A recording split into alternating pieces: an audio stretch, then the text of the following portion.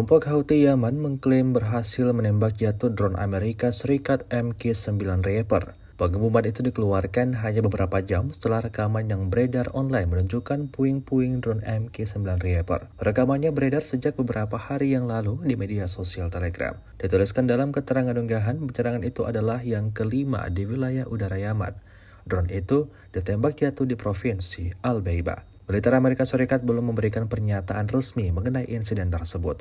Jika dikonfirmasi, ini akan menjadi drone Reaper lainnya yang berhasil ditembak jatuh oleh Houthi dalam kampanye mereka untuk mendesak Israel menghentikan serangannya ke jalur Gaza dan membuka akses bantuan kemanusiaan untuk masuk.